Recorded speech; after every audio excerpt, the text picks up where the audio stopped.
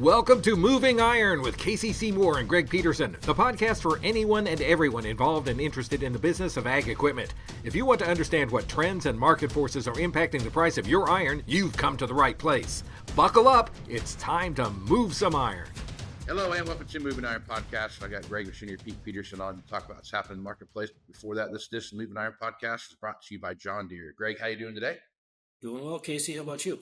Doing good, man. Doing real good. You playing a little golf this week, huh? You got a tournament up there. Yeah, I'm an old dinosaur. We have our state senior amateur tournament, so yeah, giving it a whirl. Didn't play very well the first round. Hopefully today will be better, but yeah, it's a thing with golf. You know, every day is a new day, so hopefully it'll be good today. It's amazing how you can go out and play lights out one day and come back the next, and it's like you never played around the golf. Yeah, from a data guy like me, golf is frustrating / fascinating because yeah, you're right. One day or one stretch of holes, you're like, man, I got this, and then holy cow, turn around and then the next 3-4 holes or the next day is like, wow, that was bad. Yeah, but it's I've been playing since I was 5 years old, so it's right or wrong, it's kind of in my blood at this point. I'm still having fun with it. So yeah, golf is. I love playing with my son plays golf, so I love playing golf with him, and he takes it really serious, and I don't take it very serious. So it's he tries to teach me how to go out and what I'm doing wrong, and I'm like, let's just hit your ball. Okay, let's go. You don't take advice from your son easily, Casey? I will take your time, but I'm like, you understand, I'm not here like. Yeah. Let's keep pushing down the line. Yeah, well, as long as you have fun, that's the bottom line. Even if you have a bad day on the course, it's can be a good getaway. So, yep, for sure. Well, we had a couple big sales this week. You saw one over at DPA, one over at Merit Auction, had some late model stuff sell. Greg, what do you think of those sales? Those went through the line there yesterday? Yeah, I thought on par with what we've been seeing. Again, as we're recording this, these sales were yesterday. So Merit had a sale. I think it was 5 dealers from quite a geographic footprint. I know they had Shoppas down in Texas. They had Greenway down in Arkansas. They had AgPro down from Ohio in the southeast, Ag Alliance. So yeah, they had a lot of late model equipment. A couple highlights. There was a combine that I was really watching on that one, Casey. It was a 2023 model S780, 196 separator hours on it. I think it was from Greenway equipment down out of Arkansas. So for $410,000, just from a raw data standpoint, that's I think tied for the 6th highest this year on a S780. And if you pull back on S780s, average auction price now so far here in 2025 is at just under $272,000. And for perspective, last year it was about 275 and a half. So there's that footing that we kind of talked about that started to settle in back February and March of 25. But, you know, you go back a couple of years and the average was up 355. So obviously falling a lot. They had an X9 1100 on the auction yesterday. That had, how many hours did that have? That had 535 SEP hours, went for 369. And if it was 22 model. Say had 500. How many hours on it? 535 SEP. 535 separator, and you said 22 model. 18 model. At 369. No, just by the numbers, I mean that's the third lowest auction price I've seen on an X9 1100. But it was a 22 model. What's that? Was it Rice? That one, I believe. I don't know if that did come out of Arkansas. I think it was down that direction. So, yeah, I'm looking across. They had quite a few late model tractors, and they all were right on par, you know. And of course, Merit really markets their sales very well. Good job. Let's see the tractor highlight. They had a 23 model 8R410, 620 hours, went 335. Average this year is about 342, which is just down a little bit from last year's average of 349. So that was yesterday by our friends at Merit. Yeah, they had it's you see stuff like that come out of the deep south like that, especially the Arkansas area, East Texas, those areas like that. Comments that rolling out of there. high likelihood they're a rice combine, but not always high likelihood. Yeah. But there's always I will tell you, as a guy that's been around for a long time, selling rice combine in non-rice countries is tough. But if you're looking for something that's got extended wear packages on it that are built to last, those rice combines are the ones that have the componentry that are built to last. Because rice is one of the most corrosive and hard crops to get just because of the conditions that you're in, and Yeah. it's amazing to watch them go. But that is that one that you had, that 780 for 410, sounded like it was a pretty good deal. I mean, that was for what it was and where it was at. It sounded like that was a pretty good number. Yeah. Get over 400,000. I thought so. Yeah. Again, as I looked back on S780s this year, um, and I think I think the combines have softened a little bit from back in January through March. Definitely, they've softened a little bit. I looked S780s. I think the highest I've seen this year. I'm trying to find it. We had one at 499,000 back. I think it was January 25th. Um, yeah, it was Nehawka, Nebraska, and it was a 24 model, 165 step hours. Steffes Group sold it. That was March 13th at 499. So here's one that had 196 step hours, also 24 model, just did 410 yesterday. So again, you're talking about February and March versus here we are in September. And actually that trend I've seen that pattern over my 35 years, Casey. It's usually, and if you go outside of a couple of years ago when the market was so crazy hot, everything was selling high. It always seemed to me August, September, early October was a good time to buy. Uh, Yeah. Even a combine, you'd think it would be a bad time to buy right before harvest, but no, that's not what the hard cash auction data shows you. Sure. And speaking of which, we're in that time frame again right now. Right. So we're mid-September right now, creeping into that last quarter of the year, the October, November, December time frame. A lot of transactions take place during that time frame, just like you said.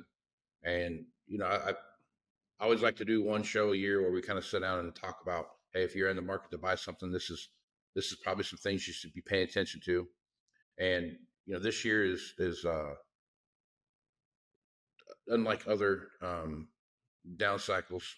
The interest thing is the one thing I'm paying the closest attention to right now.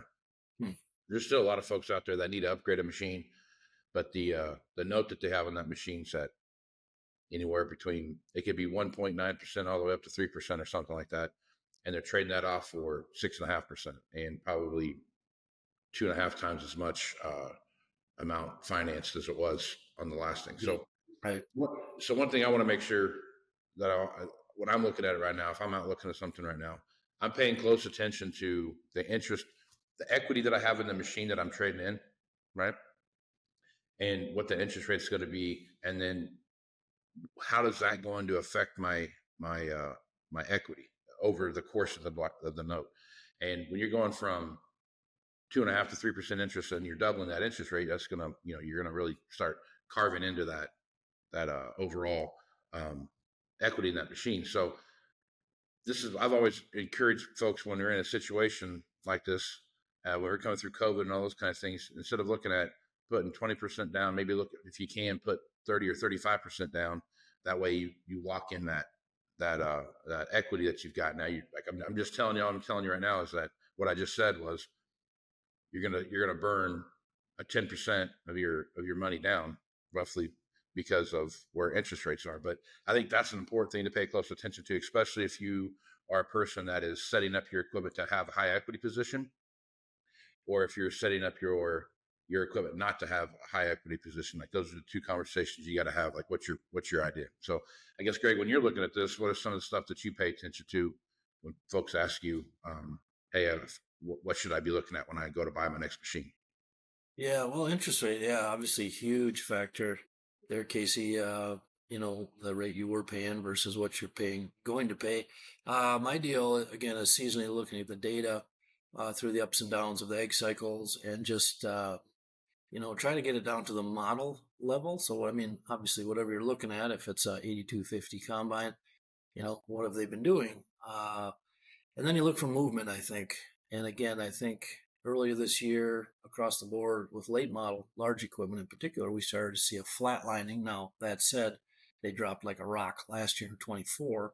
Uh, my experience with people looking to buy is that when things are falling like that, there's always the old, well, is it going to fall another 5%? And maybe therefore should I wait? So I look for uh, little tails that the data trail tells you. And again, like we were talking about those numbers yesterday, kind of holding. So that to me is the thing. And again, I think, looking at things also that aren't as visible at the farmer level when you're analyzing buy sell decisions, that would be the supply level. Farmers understand supply and demand, so and they have a sense driving by the dealer lot. Okay, that supply looks up on the used lot or looks down, and how that can affect things. So those are some of the things that I chew on. But again, our auction data for 35 years has tended to show that August, September, October tend to be a pretty good time if you're able to be aggressive to be a buyer, whatever you're looking for. Your dealer probably is going to be pretty receptive. Now, if you're trading something in, of course, that's you're probably not going to get what you hoped for out of that. But yeah, I guess I just hope our data, Casey, can fill in some of the blanks. Yeah. As folks analyze, you're looking at a planter, a combine tractor. What did this stuff sell for yesterday? And how does that compare to mine? It gives you an idea. You don't have to like it, but it lets you know. It strips the emotion out of it, so you can just deal with hard facts. Yep, for sure. Another thing too, I'll throw out there, I think is another good buying period is that first quarter of the year. If you don't need the tax uh, write off or whatever it is coming out of at the end of the year for that piece of equipment, if you're going to defer some capital over to some earnings over into that first quarter of the year also is a good time to buy. If you're kind of a down cycle in the end of the year, that first quarter is not going to be that much better than it was beforehand. It typically, if you're at the bottom and you start seeing a peak up towards the end of the quarter, fourth quarter going into the fourth quarter or first quarter, you're going to see things kind of trickle along. And it's not usually till the second or third quarter when you really start feeling things move. You and I both talked about on how we're seeing the bottom here get a little more solid every day, and I think we're there. I'm not anticipating seeing a big dip in values as we go things forward. Talked a little bit about combines and what that looks like, but I also think that was the amount of some combines have come back onto the marketplace just because of what's gotten delivered, and we're going to start. But I really think we're going to start seeing those numbers fall off, which will obviously push things forward a little bit, supply and demand stuff. But end of the day, between now and probably the first quarter, I think is going to be your best opportunity to buy a machine at a good value. Yeah, I don't think you're going to be able to buy it any cheaper than you're going to be able to buy it right now going down the road. Well, yeah, again, that footing that's to me an action point when you start to, okay, it's firming up. Now what do I need? And then you be aware of the supply thing. The one thing I would say an X factor right now, we've touched on it, we all dance around it. Whatever we're reporting on in ag these days, but the current environment, there's more, how to say, there's just more realness becoming in the reporting that's coming out from ag itself on what this is right now and how tough it is. Yep. And kind of the reality that, probably China has sailed and what does that mean? And so we've talked about, like on my end, I've definitely been feeling it. There's more auctions. There's just more auctions. And there's going to be more through the end of the year. Now, how does that affect things? We'll have to see. One data point I look at, and we've talked about it, but we know that particularly November, December has been, I've said it for probably 15 years. If I were having my sale, I'd have it November, December, because that was always to capture the buying heat of the Section 179. Now, last year was only the second time in 25 years I've seen Q4 used values drop. First time was at 50. So Will that happen again? I don't know. So far, like those sales, that's why I look at what happened yesterday. Are we doing this? Are we holding? Is it going like this? So, right now it appears to be holding, but again, there's building realness and, negativity that's real. It's not just people being negative. I mean, there's a lot of pressure out there. Oh, it's So we'll have to see how that affects things. yeah, for sure. But the good thing is that when I look at the supply side on used, and we've talked about it a lot, but when I look back and compare to a year ago, and our dealer friends, they still like those sales yesterday, guys. They didn't want to take that stuff to auction, but they did. But the supply situation is much better than it was a year ago. So that also works towards that footing that we're talking about, that we've been seeing here in 25. Yep, for sure. Yeah, and I think the price that we're seeing on the farm side with the number of auctions that we're seeing and the amount of them that are sales, farm sales comparatively to consignment or dealership sales, those kind of things, that number's creeping up, and so we're going to start seeing that move through. So again, a lot of different things that are in this soup bowl than there have been in the past, just as far as ingredients go. It's just a little bit different than what's the time before.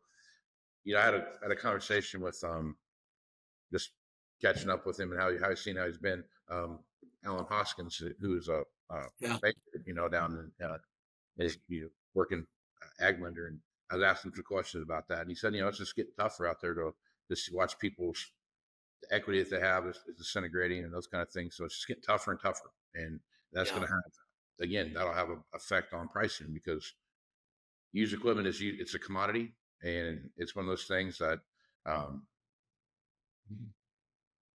there's a set price that if you're worth the deal and things come through, but the market's a sliding scale, and it's all based upon what happens. And we're seeing some movement in the commodity prices right now, and basis is starting to kind of slow up a little bit too, which is good. But at the end of the day, it's still available capital for available supply, and what's that look like, and then obviously demand, and that's it.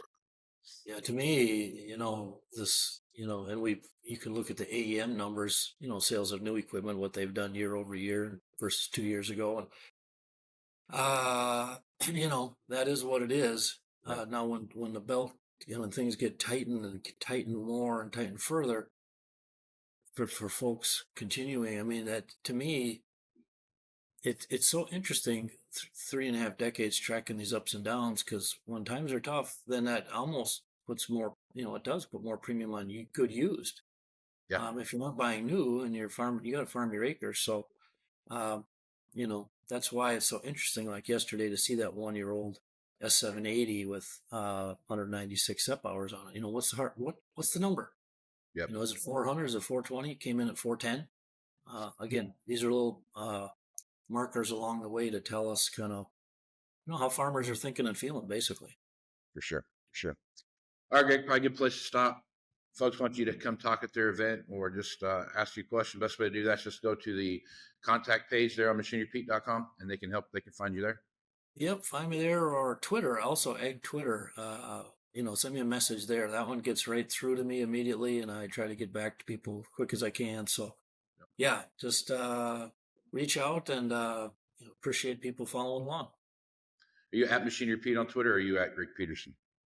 It's Machinery Pete. Is it? Okay. At Machinery Pete. Yep. If you're on Instagram, I think it's there. It's I think that's the real Machinery Pete. And Instagram's fine, but honestly, Twitter is more responsive, I think. Yeah.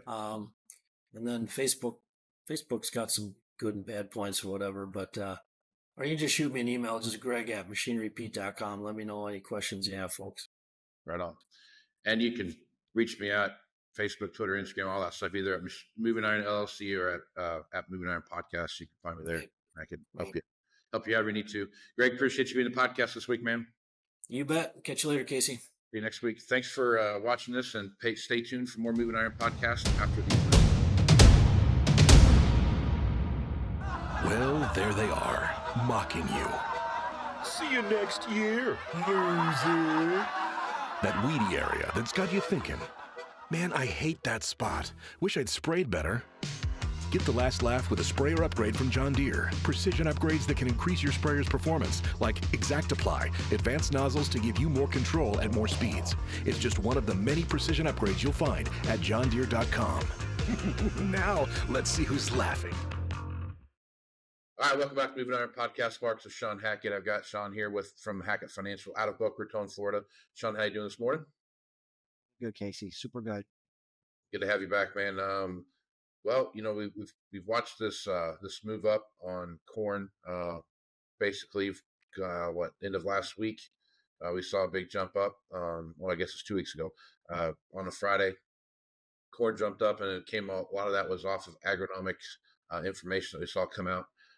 Basically, kind of supporting what the Pro Farmer Tour had talked a little bit about. USDA is going to have a reaction to that here in September on Friday as that comes around. I guess, Sean, as you watch this table get set, what do you see happening? What are your thought processes as you look into Friday? Well, let's try to think about how the USDA normally operates. While it's obviously clear that they once again completely overestimated the August report in a year of warm nights, and it's just a habit of theirs. And there's been numerous examples where they been off anywhere from 10 to 12 bushel to the acre in some years. That's too high, which is hard to believe that it could be so wrong. But when you're doing simply looking at statistics and not looking at agronomy, especially in a warm night scenario where the crop looks great, which is what they go off of in August, you can get this big mismatch, which is why we have been anticipating a harvest low in August and why we expected the market to start turning up as we got into September. We're seeing that. September, they really don't factor in too much agronomy yet, a little bit maybe.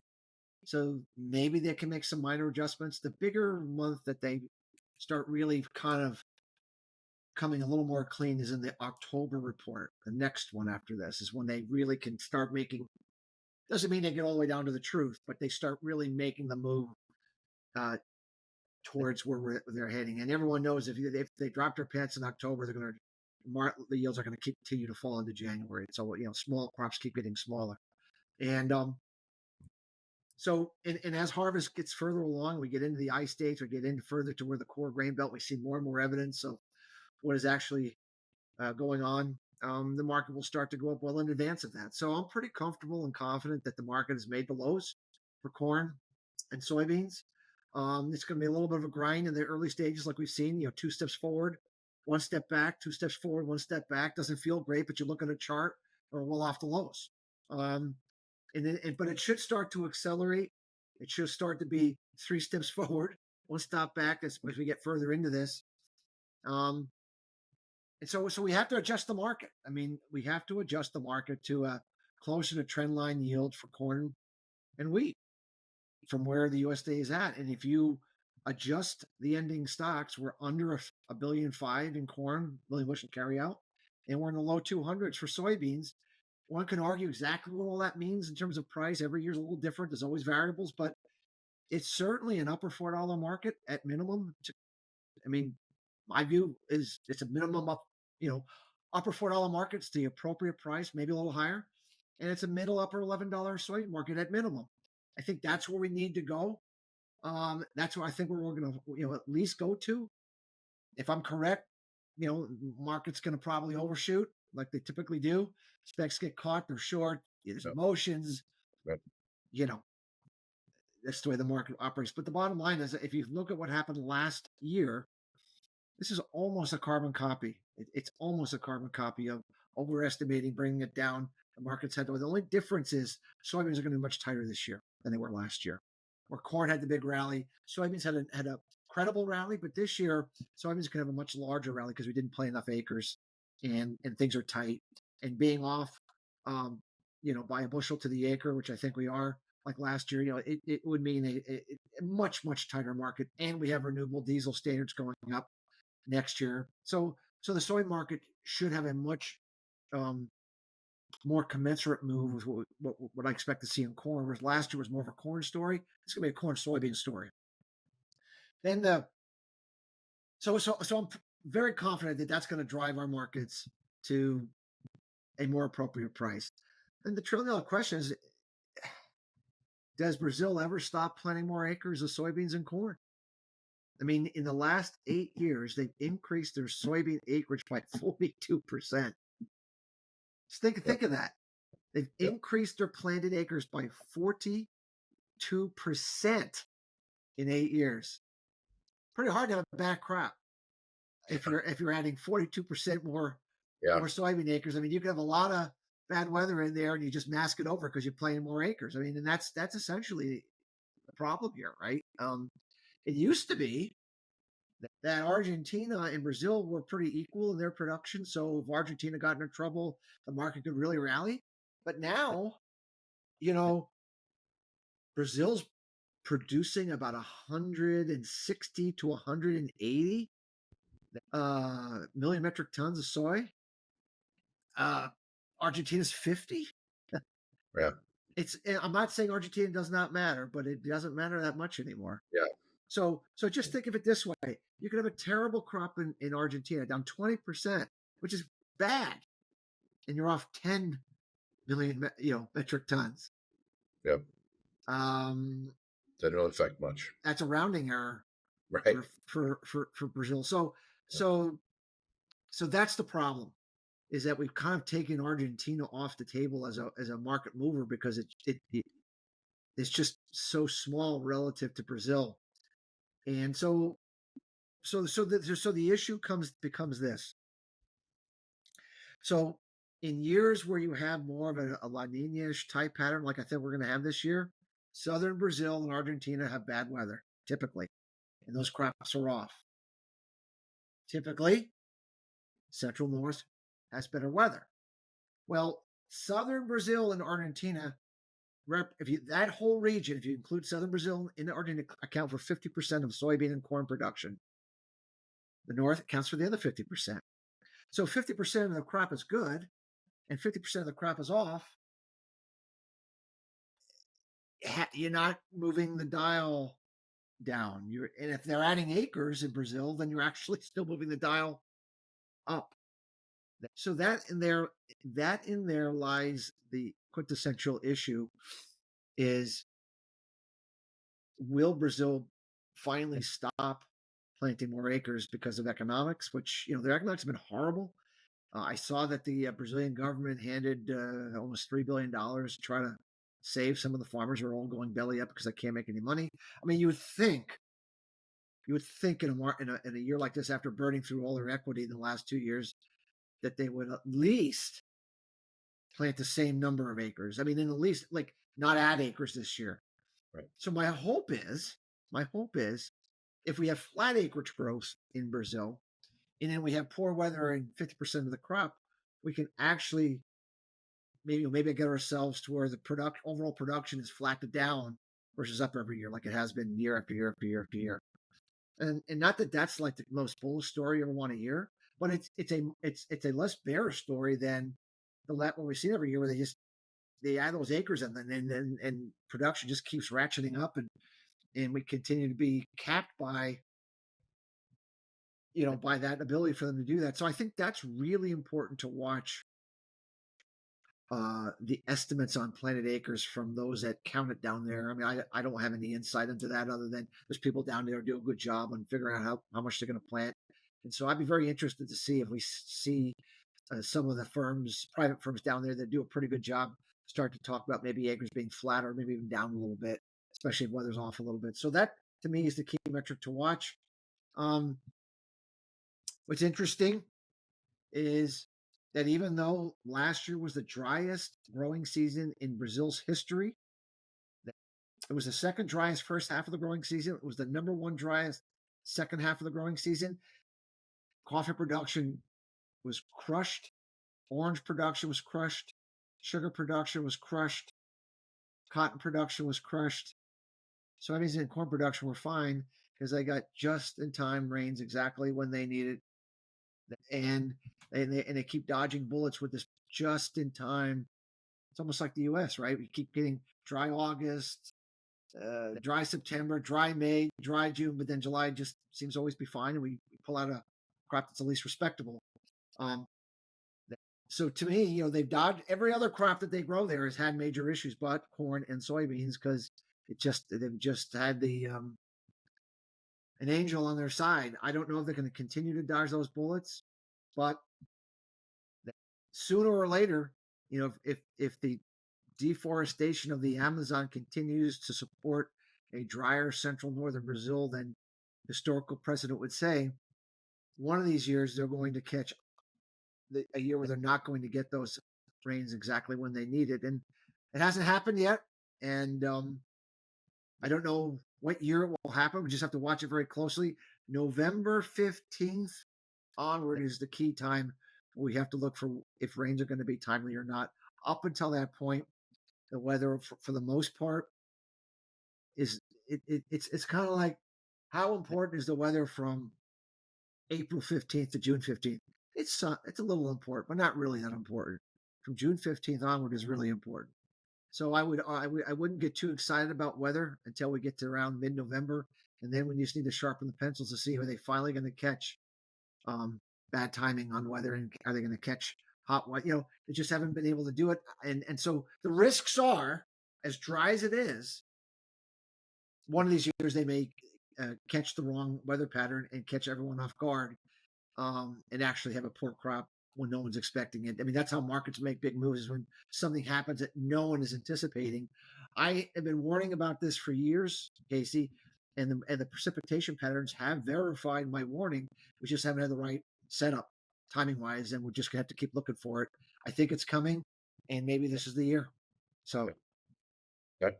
All right, let's talk a little bit about some frost stuff that you put out a warning about here. Now, you've been talking about an early frost season for about the past 6 months, talking about what that would look like, early frost here in 2025, and then prolonged planting situations due to late frost in the spring coming up here in 26. So we're starting to see that.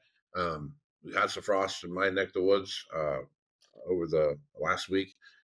Last week was abnormally cool for the time of the year. It was awesome weather, but it was abnormally cool for where we were at. We saw some lows in the the 32 range, 32 range. And as you went north into North South Dakota and up into Canada, you saw some 28, 27, 26 degree stuff that was, prolonged over the night. So I guess, Sean, as you're looking at this situation develop, as you're watching these cold snaps that we see coming through, what are your thoughts there, and then what's your forecast look like? this past week, in many, many regions, I'm not saying every region, but many, many regions, it was the coldest week in 38 years. I think it's 1987. It's a long time. So yeah, this is really unusually cold, even in areas that normally get colder. Um, Always hard to know for sure exactly to the degree that frost damages crops until you actually harvest it. But obviously, it's not good. Well, whatever the yields were, they're going to be a little less. The quality is going to be a little less. I mean, there's nothing good about having a frost this early in September like this. We think we'll have another wave at the end of the month in early October that will reinforce an additional period, because crops maturity wise are way behind than normal, because we had kind of a coolish, Yep. The growing degree days were really low, historically low this year. And so now remember, that's where your biggest year-over-year increases in yields are supposed to come from. The Dakotas, they just had really good rains in the areas that typically don't get rains and such. And doesn't mean these frosts are going to make them have a terrible crop from a good crop. It just means it could take the top off of what was potentially there. And if you take the top off the areas that were really giving you the biggest year-over-year increases, and you're trying to make 189, Right. it Yeah. ain't going to happen. We already know it's a fact that the Central Eastern Grain Belt is going to be down from last year yields across the board. Illinois, Indiana, Ohio, Louisiana. I mean, they're going to be down year over year in yields. I mean, not dramatically so, but just a little bit. Then how are we getting 189? We had August in many places in the Eastern Grain Belt, not everywhere, but in many places, was the driest in 50 years. Not the hottest, but the driest in 50 years. So whatever the yields were going to be in corn and soybeans, they're going to be a little bit off even more than what the Pro Farmer Crop Tour was talking about. So when you put all these things together, Casey, and then the warm night scenario that we're starting to see more and more show up with disease, with insect infestations, test weight issues.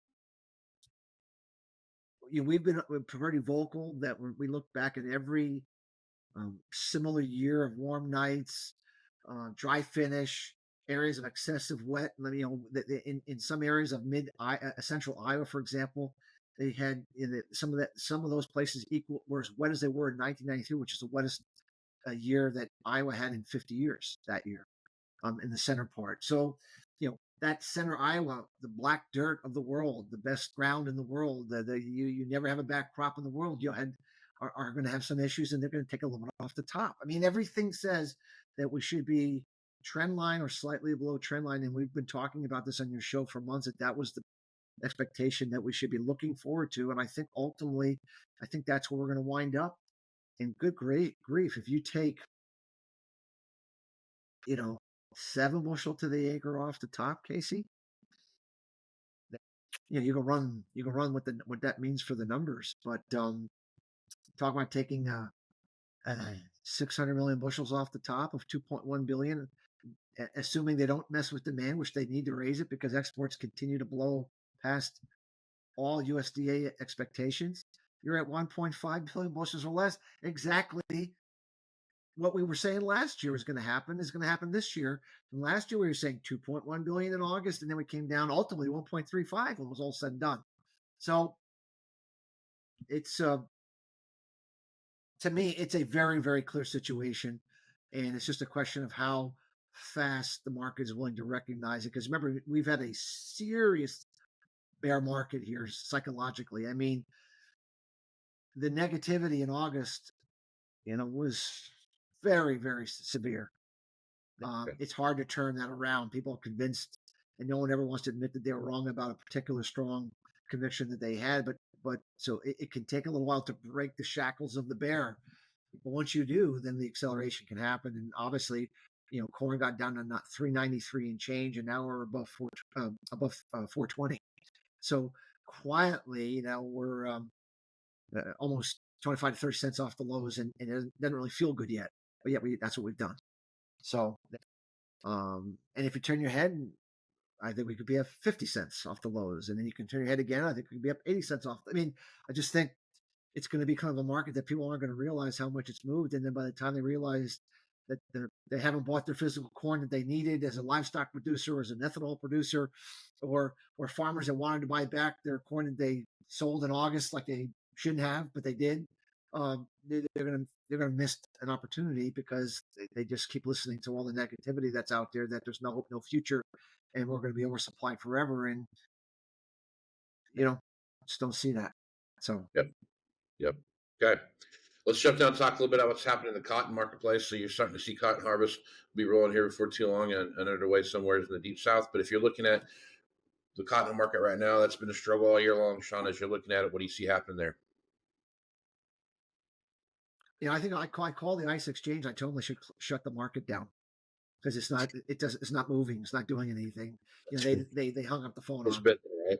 Yeah. I asked them, I said, why don't you shut it down and, open it up when the market wants to trade again? They didn't really like that idea. So I probably won't get into them again.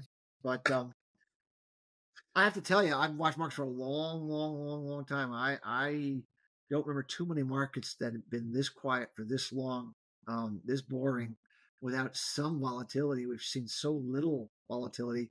We've had a very, very weak hurricane season, which we predicted on your show, by the way. So we've had nothing to worry about for hurricanes that we typically do.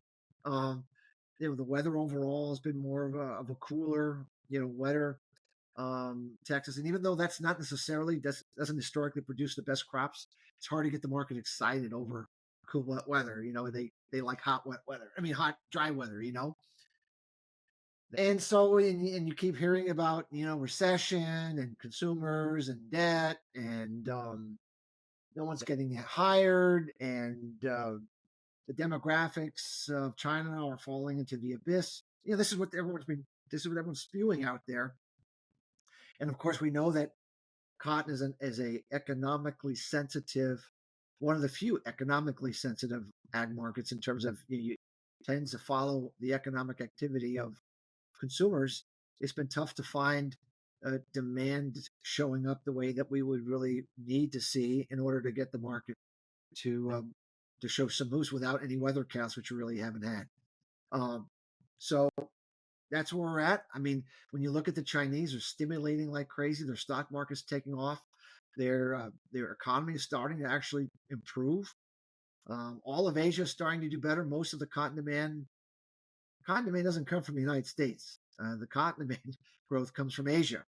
So I'm pretty optimistic we're going to see some better demand out of Asia as we move in to the end of the year. But just the tariffs have it's just, I think, delayed when we would see some better demand coming for U.S. cotton. I think we'd have seen it already with the weaker dollar and everything. I think we'd have seen it, but the tariffs are just preventing those purchases from being made. I did see that Pakistan, a big producer and consumer of cotton, had one of the worst floods in 50 years.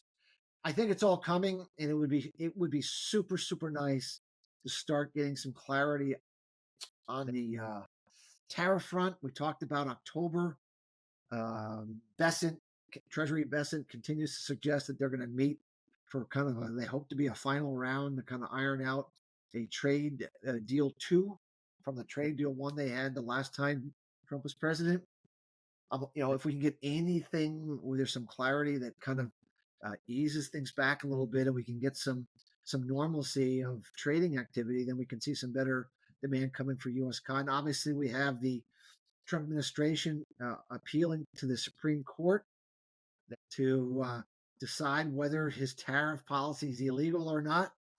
The circuit court said it is illegal, but the circuit court said we're going to let the Supreme Court decide, and they asked, I think it was this Wednesday, they're going to ask for an emergency meeting for the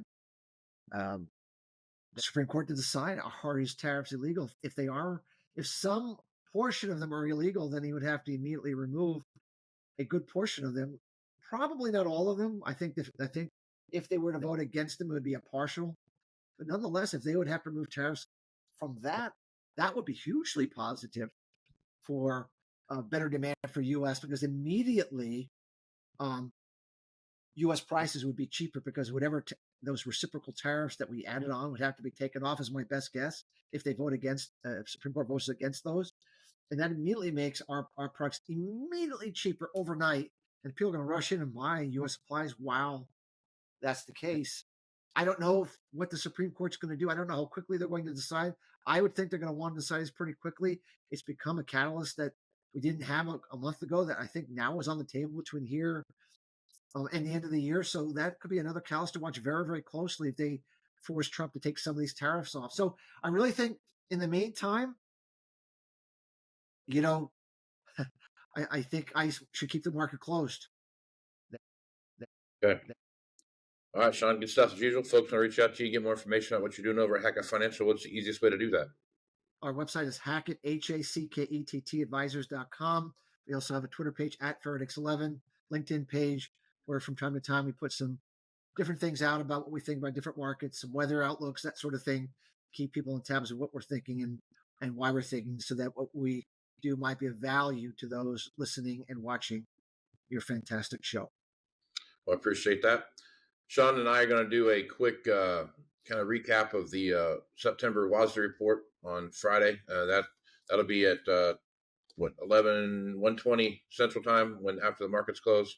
So if you're interested in that, we're going to do it on Twitter Spaces. So just tune into my Twitter page. You'll be able to see that there, and I'll also hit up Sean's Twitter page as well, so you can follow it from there as well. But if you're interested in checking that out, I think it's worthwhile just because of where we're at right now, and you never know what USDA is going to do. Sometimes they're not surprising, sometimes they are. So it'll be interesting to see how those fireworks play out. But if you're interested in that, again, 1:20, let's make it 1:30 Central Time. Sean and I will be on Spaces talking about what's going on. So check that out there. So Sean, appreciate you being the podcast. Thanks, Casey. See you next week. Talk to you on Friday. Yep, talk to you on Friday. Stay tuned for more Moving Iron podcasts after these messages.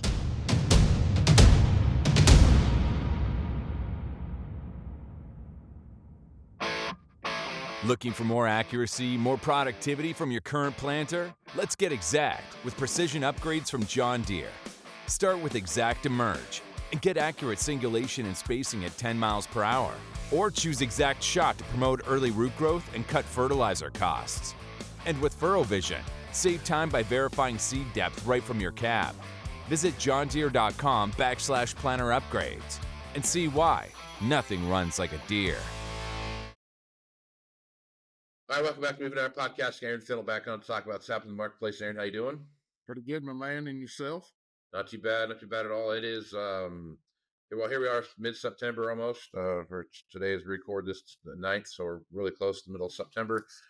You start seeing a lot of things perk up as we watch this time of the year, as end of the year buying starts to come into play and what people are doing. And there's several factors that are going to play into this year. We're starting to see the price of corn move, so it's getting some people excited.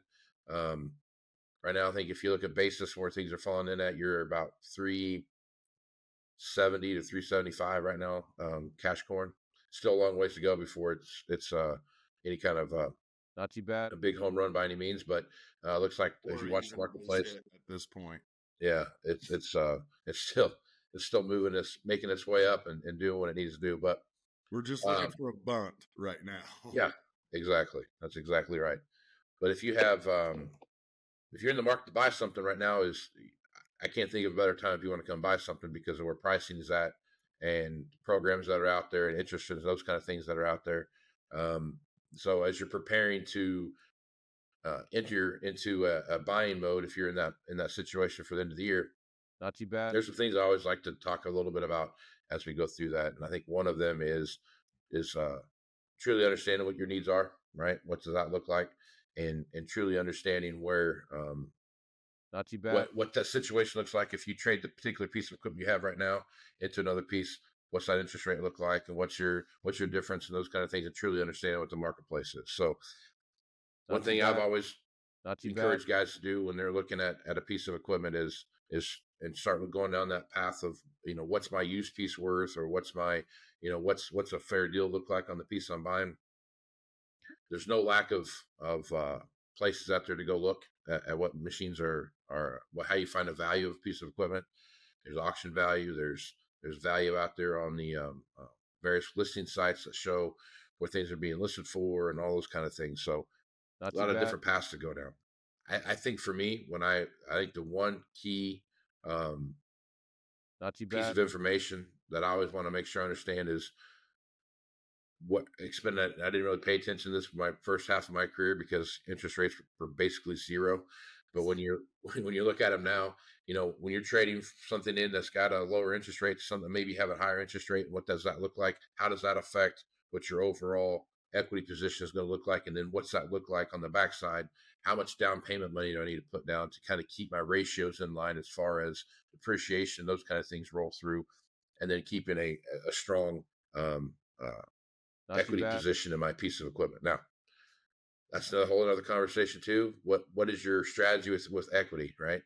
A lot of guys are that I've worked with in the past don't want to have any equity in the machines that they're running. They want to run them as cheap as possible. And if you're trying to run something as cheap as possible, you're not building equity. And if you're trying to build equity, you can't run them as cheap as possible. So those are the two dichotomies that you have to pay attention to. Not too bad.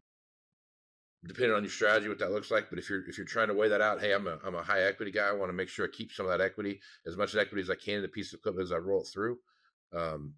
Pay attention to that interest rate, because if you're going from a 2.75% interest rate on what you've got now and you're trading it in and you're rolling that over into a 6.5% interest rate, the amount of money that additional 4% interest every year eats up rapidly deteriorates your equity. So understanding what that looks like. So I think, to me, as I'm looking at this right now in the situation that we're in, I'm paying close attention to what's my equity position, what's the interest rate that I'm rolling into, and how fast is that, just run some scenarios, how fast is that equity position of my machine going to be ate up by the additional above beyond what I normally have now as far as my interest rate goes to where it's going to go.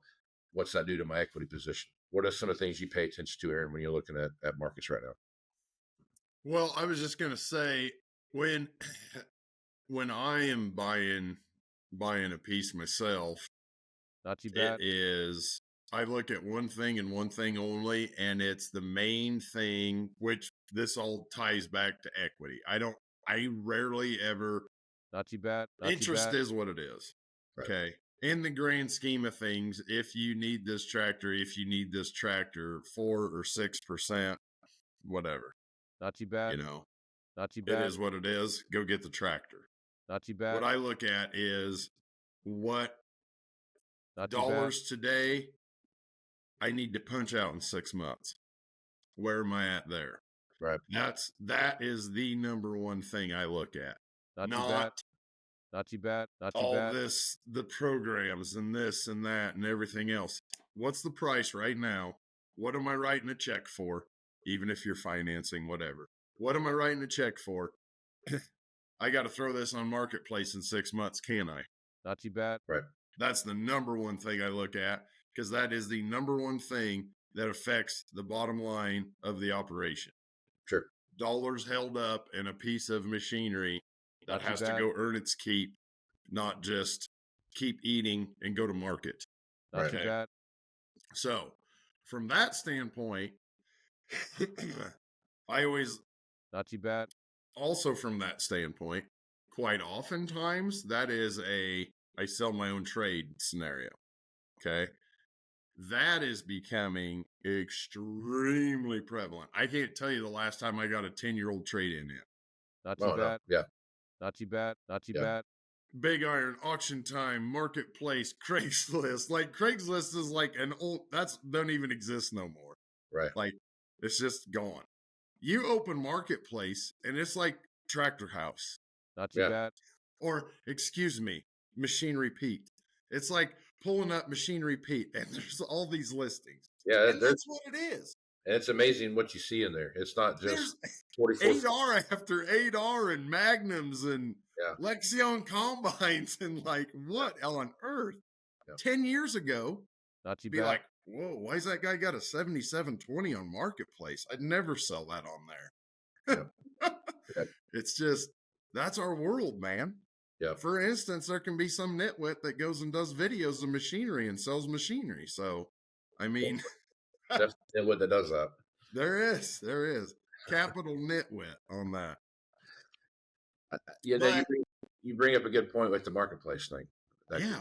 That's if you're really thinking about what that looks like, Not too there's a bad. threshold there when you start looking at what that looks like, because Not too bad. typically the piece that you're trading is holding all the down payment money that you need to have to go back to trade your machine typically. Right.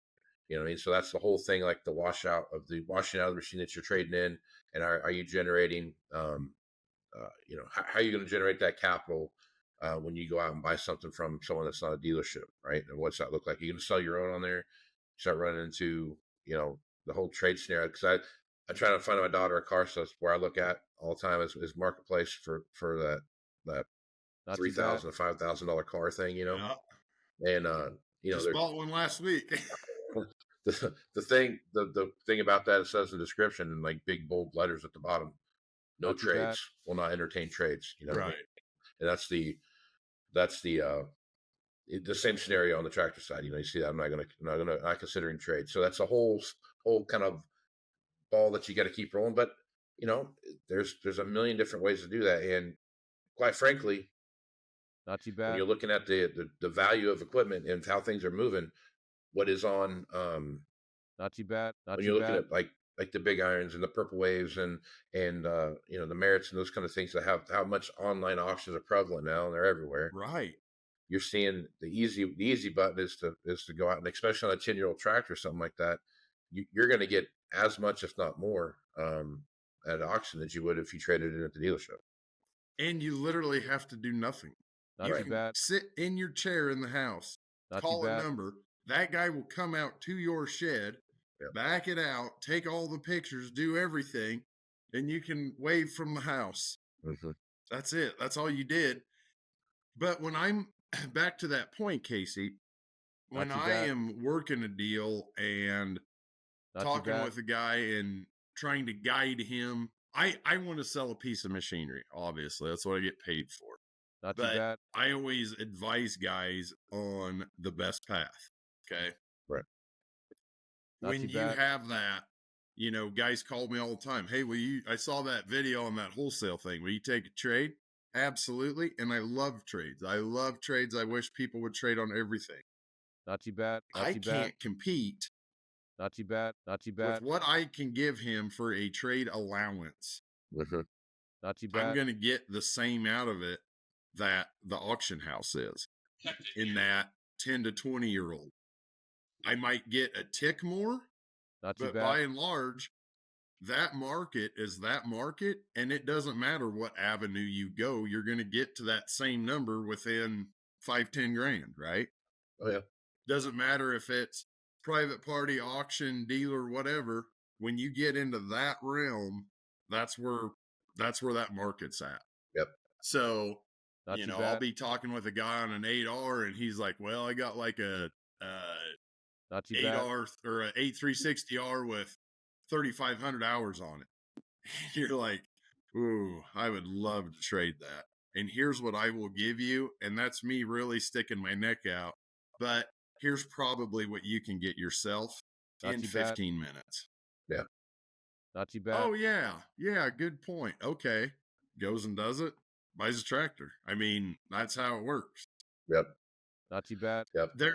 I understand when you get into, Not too bad. and it's different. It's different pockets Not too bad. depending on your operation. Not even your operation, but depending on your fleet, so to speak. Okay, if you are a Not too bad. 1 to 5 year old iron guy, I get trading, and you should trade. Otherwise, you've become a dealer. You have $1 million in inventory you're trying to sell Exactly. yourself. Yep. You got to keep that clicking. Mhm. The 5 to 10, very item specific. Not too Okay. bad. Yeah. It really If is. Yeah.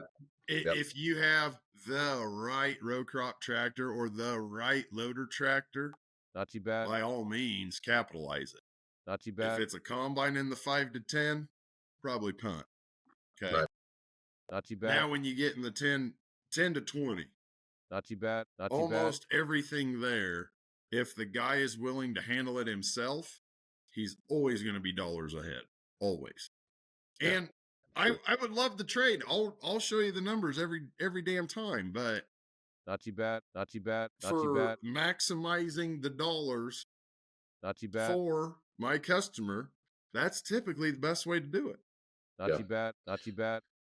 Yeah, Not too you're bad. exactly right. There's a big difference between trying to go out and sell something on Facebook Marketplace that's a $550,000 something, right? Right.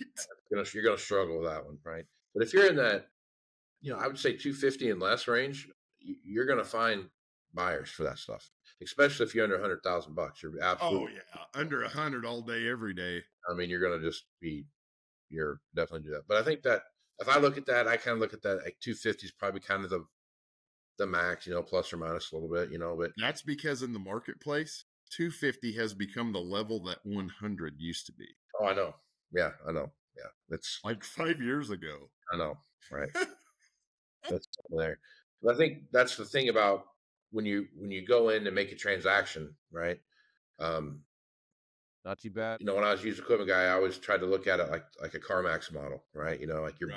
buying, you're selling a piece. Yep. Neither of those pieces have anything to do with each other because they're two completely different transactions.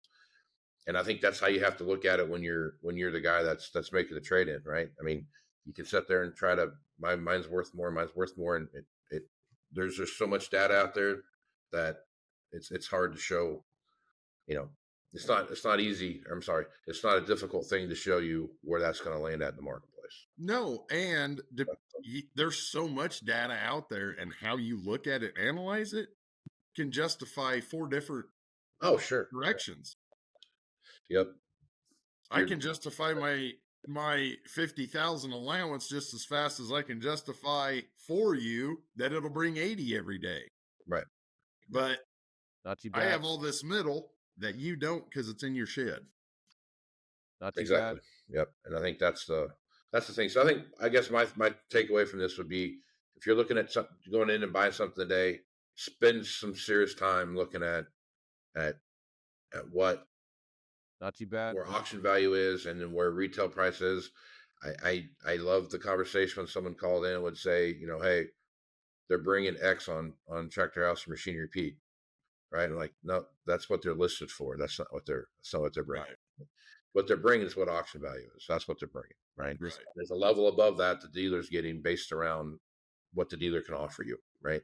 And that's the thing you can have. So take that hard look in there and really dive into that situation, that understanding where the market's at and being going your eyes wide open when you're going and make that trade, because that's the kind of stuff that will Not too bad. ultimately put you in a position to be successful. Just like you're saying, I look at the interest rate and I'm trying to figure out how's that payment going to adjust that payment and what's that look like and all those kind of things that are going to go into play. But ultimately, at the end of the day, is you're trying to stay ahead of the depreciation curve and not eating into whatever equity you have. And just like you said, you've got to go in there every day or go in there and take a look at, if I bought this today and I had to sell it in a year or 6 months or something like that, where am I going to be at? And I think that's the conversation you can have, and we put a couple hundred hours or something like that on a tractor in a year or 6 months or whatever it is that you do. You can start playing those scenarios and rolling those out. Not too bad. Spend some time looking at that. Spend some time working with a person that can help you figure those things out, and you're gonna see the path that you need to take. And it's going to give you a good solid path moving forward as to what that will look like. So I think Not too bad. when you are Not too bad. Not looking too bad. at, hey, I got these things I need to go out and purchase, those are the scenarios you need to take a look at, especially when you're looking at planning for the year, what that might look like and those kind of things. Because I can tell you right now, just looking at where the market's at, we're at the bottom of the market. I don't think we're going to go any lower, and we're going to start working our way out of this as commodity prices start to come up. We're starting to see things move. By no means is it gangbusters. We're going to, someone's going to buy an island from the commodity prices that are out there by any means. But as these things start to creep up, you're going to start seeing auction values. We already seen auction values creep up from what they were a year ago. And we're starting to see the retail values come back in check with where the auction marketplace is, and that ratio, about that 120% of auction value that I talk about all the time. We're starting to see that come into play. Not too bad. Come in there and work things out. So as that ratio starts coming up, we're going to see more and more. As the price of commodities start coming up, we're going to see more and more price fluctuations. So if you're in a position to buy something and you want to do that, I think this last quarter of the year, starting now through the end of the year, it is going to be your best chance to buy something where you have a quote unquote bargain that you still can go out and get from Aaron. Exactly. Exactly. Yeah, for sure. And here's another thing. When you're calling a dealer, hopefully it's me, but when you're calling a dealer trading whatever. Not too bad. Not too bad. Not too bad. Not too bad. Not too bad. And you want to maximize. It never fails. The guy who sends you 4 pictures wants the most for his trade. Not too bad. Right. Okay. Not too bad. I don't mean to ever sound rude or anything about this, but not too for bad. The farmer or whoever's purchasing the machinery, do your part. Not too bad. Not too bad. Exactly. There's no such thing as too many pictures. Not too bad. There is, and in fact, every time I take pictures of a combine, I end up with 75 pictures, legitimately 75 pictures that matter. Not too bad. The internet apparatus only holds 50. Not too bad. Not too bad. So what do you do with your hands, right? Right. So there's no end to pictures or whatever. And pictures go further than film because I can zoom in, I can look, I need to see that. Videos are great. Yes, it runs. Okay. Moving on. Not too bad. The other thing, and this is a big thing your cohort there talks about, Casey. Not too bad. Not too bad. Tell the story. Right. If something has been done to it, fill me in on the history. Fill your guy in. Let him know, okay, in 21 we did this, 22 we did this, 23 we did this. Okay? That goes a long way to knowing what the dealer is dealing with, to know what we have to put out there for the next guy, and our confidence level. Our confidence level is directly reflected by the numbers after that dollar sign. Not too bad. So your machine, you tell me the story, that goes a long way. Not all too the bad. data. If you got work orders, keep your work orders handy. I am a little pissant after hours pretend wannabe guy, and I have a file with each machine. Not too bad. Not too bad. Has every work order, Not a too bad. parts ticket, whatever, and bam, look here. Not too bad. Yes, I think my 4020 is worth 1,000 more than his. Here's why. And then you just justified it should be 3, but it's only 1. Yours is a deal still. Not Yep. too You bad. know That's that. the transparency part of it, man. You know what I mean? It's that Yes. if you've done a bunch of work to something and you've rebuilt the engine, rebuilt the transmission, you just put alternators on, starters, whatever, those kind of things. All that stuff is telling a story of, all right, that's one less thing I have to worry about when I buy this. Right. Correct. And that's the story you have to say. No, not saying that you're going to go out. If you go out and rebuild the engine, it costs you 25 grand to rebuild your engine and your whatever, your 4440 or whatever. Not too That bad. you're going to get $25,000 back, because you're not going to get $25,000. No. But you No. might get 10 or 15 of it back. Right? Yeah, you're probably going to get. That's exactly right. Yeah. But Not in too no bad. world. But you're not going to get that unless you tell somebody about it. Exactly. Exactly. Back to that point, nor should you put a new engine in there if Right. you're going to trade it next year. Not Right. too bad. Or if you did put the engine in it last year and something happens this year that you're like, we're just going to trade it. Don't. Not too bad. You're that deep. Go Yeah. a little deeper and keep it. That's a good point. That's a good point, because you got to Because then you know what you got. I got a guy I'm kind of buddies with is a big farmer. Does all late model stuff, rolled stuff. Not too And bad. he reaches out to me Not too a couple bad. months ago and he says, I really want a 4455 for mowing. And I'm like, okay, great. Now there's all kinds of avenues we can go with that. Do you want this banged out feedlot special, or do you want this $150,000 one with 4 hours on it? Right. Not too Well, bad. something kind of in the middle. Not too So bad. my suggestion was this. Not too Go bad. get your banged out one, but make sure it's a 92 last year, Not 3 too bad. remotes, and it has all the stuff, Not and too use bad. it. Not too bad. Not too When bad. the engine fails, Not put too an bad. engine in it. Not too When the bad. tranny fails, put a tranny in it. Not too bad. You've got a new tractor at that point, repaint it, and that's going to outlive your 6M, 6R, 6 whatever. Sure. And you know what you have. Okay? Not too bad. There's 100 ways that, I just delivered that to show there's 100 ways to look at how to go about something like that. Yep. And I know guys that have done that, Not Yep. too bad. that have gone to a series, or actually gone backwards a series or 2, Not too bad. and basically just rebuilt into new, kind of along the lines of what Ben was doing with the cats, Not too bad. Not too where they bad. bring in them like A and B series Oh, and just make them brand new. Yep. Doing that with like 8430, Sure. Not too a bad. Gen 18R. Not too bad. Yep. Yep. I And mean, think it's that- there. the thing about the reconditioning too, it's a good point you bring that up when you're looking at that, is if you golden hammer that machine, Not too bad. Not too bad. you spend the 15 or 20 grand on something, a combine or whatever it is, chopper or whatever it is that you're doing something like that with. Some of that Oh, stuff, so you changed oil in the chopper is all. exactly.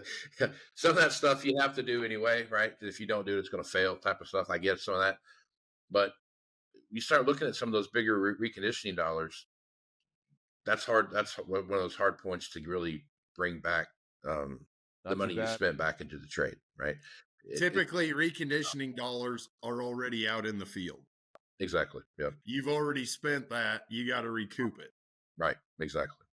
And I think that's the thing you have to pay close attention to when you're going through that trade cycle. So if before you start really looking at how you're going to recondition something post-season or something like that, and you're thinking about going down the path with that, I'd start having that conversation before the season even starts. What's it look like if I put 400 hours on this, and then whatever the number is that you're going to put on it. Not too bad. What's that look like, and how am I going to make that work? And then what's those reconditioning dollars associated with that? And is that juice worth the squeeze if I decide to trade it? Because there's some like my rule of thumb's always been on combines. If you look at a combine, that 500 hour mark is where you really start making some tough decisions about what it is that you're going to do with that combine moving forward. Because if you go past 500 hours, that reconditioning, you hit that first tranche of really high reconditioning costs. 700 hours. That's when you start worrying about that. And that's about a season of use for some people, right? So when you get to 500 hours and you've maintained it and you've done the things you need to do, you're getting really close to having that decision. So if at 500 hours you say, hey, I'm going to go ahead and run this one more season. Not too bad. And you get to that 700 hour mark and you do that reconditioning stuff, or you don't do the reconditioning stuff, you kind of need to make that decision as to what you're going to do before that 500 hour mark. Because when you get to 700 hours, either you're going to pay for it or you're going to pay for it at the trade, right? And I think personally, and I know, having known each other a couple decades, you agree. The most perfect time, the most perfect way to do a combine is, not too bad. Unless you're a set not too parameters roll guy. If you are I buy this combine and trade when I feel like it person, not too bad. When you encounter the big shop bill, do it. Not too bad. Trade the next year. Yeah. That is perfect. Yeah. If you trade it before that bill is done, I know about that bill, and I have to account for it, and I'm probably going to I'm going to CYA a little extra over and above that bill. Not too bad. Because the techs in the shop will listen when you say stop, not when I say stop. Right, exactly. Okay? Yeah. So then you go harvest. You spent 25, 30 on that combine. You go harvest. In theory, here's the why behind that. You should have a completely trouble-free harvest, and everything should work as it should. Not too bad. You can trade that combine. It needs hardly anything for me. Not too We're bad. back to that confidence. I don't have to allow a bunch for reconditioning. I can wash and park it, knowing it's a good combine, knowing I got this great big shop bill, and it's probably the first one that's going to leave, and everybody wins. Not too bad. Not too bad. That goes back to what you just said about the parts are in the field type of thing. Yes. Not in the field, because if you use that, if you go and recondition after that big shop bill and you use that one season, when it comes back in, theoretically, you shouldn't have to have a whole lot of reconditioning costs. But it all comes back to if you're working with a dealership that you don't normally work with, you've got to show them that, hey, I had this all done last year, right? Right. If the dealer that you're working with is the same dealer you always work with, then they should be able to pull that up, and hey, we've got, this is what we did last year, blah, blah, blah, and to be able to see all that kind of stuff. That was one thing I always tried to look at as much as I could was, what's the work order history for this machine look like when you're going through the evaluation process? It makes a big difference in what, it doesn't necessarily change the retail value of the machine, but it sure changes the trade value of the machine. Right? Yeah, that's exactly right. It's only worth what it's worth up here. Right. But down here, which is what matters to you, that's where all your fluctuation is. And if you've already handled that out, here's where we're at. Right. So it's really that simple. Yeah. So it just goes back to, again, that transparency piece, making sure that you're on top of what's going on out there. Not too bad. More to that, what is the first question I get asked when they call on a combine? What's been done to it? Yep. What's been done to it? What's it like? And it's been through the shop. That's my favorite response to that. So. Yeah. Has it been through the shop? It was. We the other day we opened up both ends and drove them all through the shop. Yeah. They've all been through the shop, baby. For sure. All right. It's probably a good place to stop. Aaron. That still costs $5,000 a machine. Surprisingly, it does. Yeah. Surprisingly. All right. Good place to stop. Folks want to reach out to you, Aaron. What's the best way to do that? Okay, you can catch High Plains Wholesale on TikTok and on Facebook. You can catch Aaron Fintel on Facebook, LinkedIn, and X. And you can call me or text me, 308-760-1193, or email me, afintel@21equip.com. You can check me out, Facebook, X, Instagram, TikTok, LinkedIn, God knows where else. Smoke Signal, Homing Pigeon. at Moving Iron LLC, or you can go to Moving Iron Podcast. You're going to find me there. You can listen to the audio version of this over on AgWeb under the podcast section. You can find that there, and you can also check out Farm Journal's YouTube channel to see the video version of this podcast as well. I want to thank Aaron Fennell, Greg Machinery, Pete Peterson, and Sean Hackett for being on this week's podcast. So until next week, let's go smart, folks. Thanks for joining us. We'll see you again next week. And remember, Moving Iron is available on Farm Journal's YouTube channel and anywhere podcasts are found. So until next time, let's move some iron.